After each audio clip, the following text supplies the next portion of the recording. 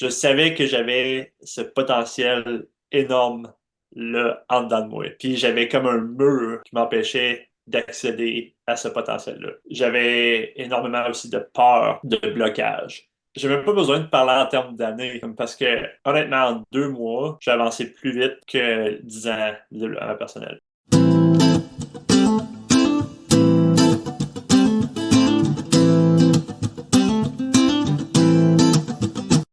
Bonjour mon ami David, comment tu vas? Salut Didier, moi c'est la forme olympique, merci. Comment toi tu vas? Oh, je vais très bien, je vais très bien. Je suis surtout que je suis en train de te recevoir sur cette chaîne, donc je suis extrêmement honoré de t'avoir sur cette chaîne et j'espère vraiment que le fait que tu sois ici, ça va aider la plupart des personnes qui regardent cette vidéo parce que les gens aiment interagir avec les histoires des autres. D'ailleurs, c'est ce qui m'a poussé à te contacter la première fois où on s'est vu. C'est parce que tu as partagé une très jolie histoire et puis je me suis connecté à toi. Mais avant toute chose, juste pour rappeler que Be Different est une chaîne qui a pour vocation l'éducation à la responsabilité individuelle de la vie. Et parce qu'une fois cette responsabilité prise, les gens peuvent décider librement de se libérer de quelque carcan que ce soit. Et donc, dans cette chaîne, nous voulons pousser les gens à prendre la responsabilité individuelle de leur vie pour qu'ils soient libres. Et donc, c'est dans cette optique que j'ai proposé cet entretien. On va donc commencer avec la toute première chose, c'est qui est David Coulombe-Pépin? Bonjour tout le monde. Merci pour l'invitation sur ta chaîne. C'est vraiment un plaisir pour moi d'être là. Qui est David Coulombe-Pépin? J'ai eu un parcours assez particulier, sans rentrer comme dans la grande histoire en profondeur. Je suis toujours quelqu'un, dès mon jeune âge, j'ai commencé un peu à questionner les choses, un peu dans le système. Puis quand je regardais un peu la vie qui était proposée par le système, qui était juste comme de aller à l'école, après ça avoir une carrière, puis après ça prendre la retraite, puis mourir sans vraiment avoir comme d'ambition qui était plus grande que ça. Ça résonnait pas beaucoup avec moi. Fait que ça m'a poussé à commencer à me questionner, puis en me posant des questions, ben, j'ai trouvé des réponses, dans le fond. Euh, Est-ce que tu veux que j'aille un peu plus dans le détail, ou si tu veux... Oui, on va revenir là-dessus parce que je crois que la question suivante va aborder le sujet. Tu es au Canada, c'est ça? Oui, oui, je suis au Québec, au Canada, oui. Ok, d'accord. Il fait très froid en ce moment. On a encore de la neige. Tranquillement, pas vite, le printemps s'en vient, mais ouais, il fait encore froid. Ok, cool. Ok, cool. Donc, David Coulombe-Pépin, il est canadien, donc il vit au Canada et il a un parcours qu'il qu'il qu'il va qu'il va nous dévoiler lui-même. Mais pourquoi? Parce que tout à l'heure, tu le disais, pourquoi est-ce que tu as voulu être différent? C'est-à-dire que, quelle est la chose particulière? Parce que tout à l'heure, tu as un peu abordé le sujet, mais j'aimerais que tu ailles, peut-être, il peut y avoir plusieurs points, mais quel est le point le plus focal, le point qui t'a bousculé le plus pour que tu décides, il faut que ce soit différent pour toi? Mhm. Ouais, c'est une très bonne question. Tu sais, premièrement, je pense que j'ai jamais vraiment voulu être différent, c'est juste arrivé par défaut. J'ai toujours naturellement été un peu différent dans le sens que, si tu regardes l'approche traditionnelle du système, ça résonne avec la plupart des gens. Il y a personne, il y a des gens qui sont confortables là-dedans, puis il n'y a rien de mal à ça, dans le fond. Il y en a que c'est comme ça qu'ils vont prospérer dans leur vie. C'est comme leur ambition, c'est d'avoir une bonne carrière, puis de, de- d'y aller avec le parcours un peu traditionnel. Pour moi, ça résonnait pas avec moi. Enfin, j'ai toujours senti qu'il y avait beaucoup plus de la vie que qu'est-ce qui nous était présenté. Au fond. Fait que c'est un peu comme pourquoi est-ce que j'ai pris la décision peut-être de prendre un parcours qui est un peu différent. C'était vraiment parce que moi, en regardant comme mon futur, si je prenais ce chemin-là, j'en voyais pas de futur pour moi-même. C'était déprimant, c'était frustrant. Puis pour moi, je me disais, non, c'est pas ça la vie, dans le fond. Il y a beaucoup plus de la vie que ça.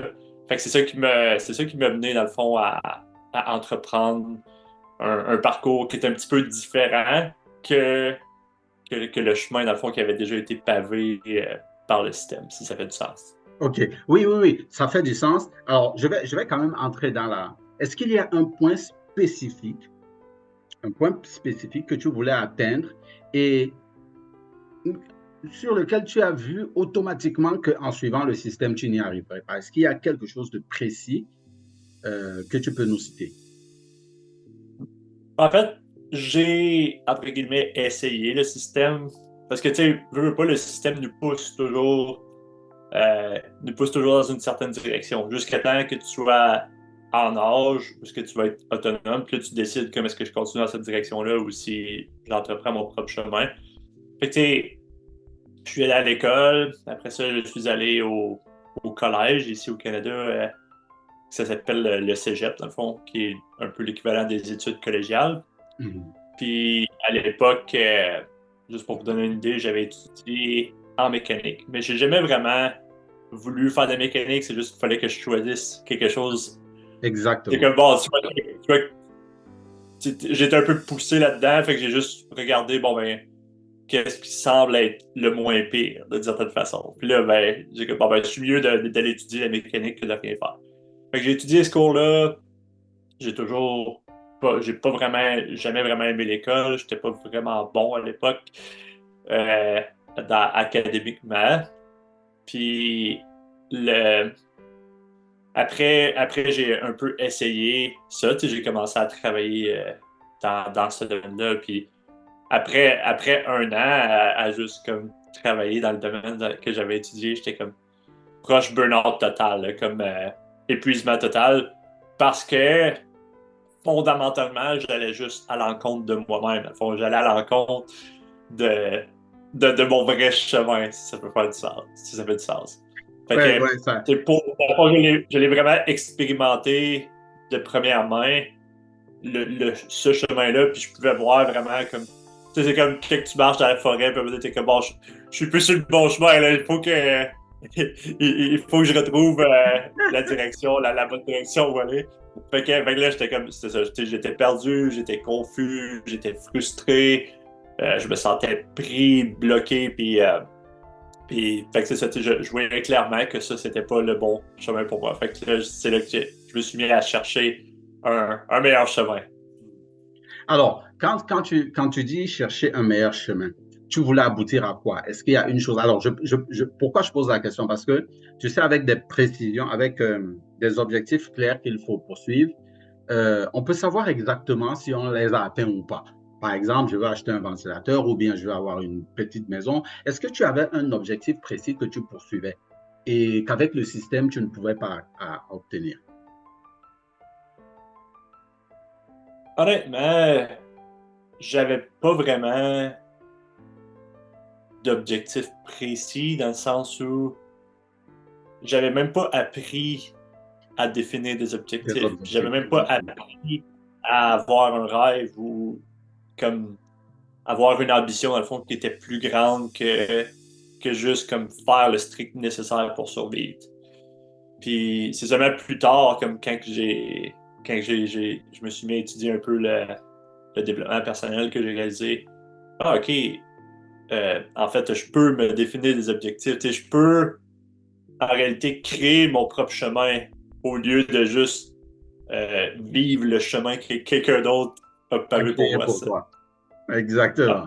Ah. OK. Alors, j'adore comme tu as abordé la question du développement personnel parce que beaucoup de personnes s'y impliquent aujourd'hui pour essayer d'améliorer, par exemple, leurs conditions de vie, pour essayer de changer. Et comme tu dis que tu y as été impliqué pendant un certain bon bout de temps, est-ce qu'il y a des méthodes dans ce développement personnel que tu as essayé pour améliorer au moins la qualité de ta vie? Est-ce que tu as des méthodes que tu as essayées, une ou deux? Tu peux nous citer une ou deux ou trois méthodes que tu as essayées? Ben, j'étais quelqu'un qui une fois que j'ai découvert que ce monde-là existait, parce que pour moi, c'était vraiment nouveau, quand j'ai été exposé à ça au début, ben, je me suis mis à vraiment m'intéresser à tout ce qui touchait le développement personnel. Fait que, tu sais, j'ai étudié la communication, j'ai étudié, tu sais, comme il y a beaucoup d'enseignements sur la loi d'attraction, j'ai étudié la spiritualité. Tu sais, je m'intéressais à tout dans le fond. Tu sais, j'étais quelqu'un de très curieux. Puis tu sais, ça revenait toujours à comment est-ce que je peux créer des conditions meilleures pour ma vie.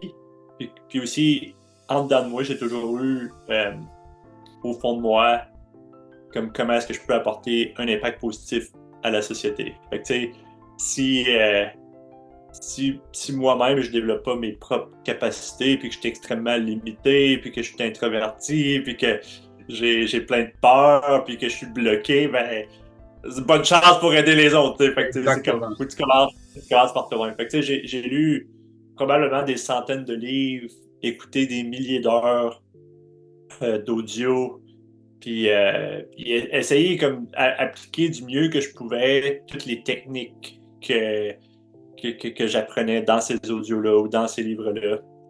Puis, Et quels sont ces éléments que tu as utilisés là? Est-ce que tu peux nous dire un ou deux résultats que tu as eu de ces utilisations des techniques de développement personnel? ben, je me rappelle un objectif simple que je m'étais fixé, c'était d'acquérir ma première maison. Puis, fait que c'est ça, tu sais, je me suis défini un objectif, puis j'ai travaillé fort pour l'atteindre, puis j'ai fini par acheter ma première maison. Mais je me rappelle qu'à l'époque, j'avais vraiment l'impression de nager à contre-courant, dans le fond. Tu sais, je faisais énormément d'efforts pour obtenir un objectif qui était quand même assez simpliste. Et puis dans le processus, ben, euh, intérieurement, j'étais encore frustré, je me puis j'étais encore aussi très fermé sur moi-même. Fait que fait que, tu sais, j'avais de l'amélioration, mais c'était très graduel. Tu sais, je regardais un peu comme bon, ça va prendre des centaines d'années avant que je puisse atteindre atteindre un changement significatif.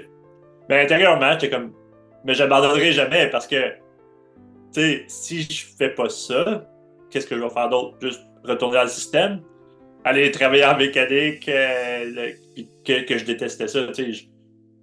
Il y a des gens qui font ça, ils adorent ça, puis c'est ça qu'ils devraient faire. Mais pour moi, c'était pas une option, dans le fond. Est-ce que ça répond à ta question? Oui, très, très bien. Ça répond très, très bien à la question parce que, en fait, tu sais,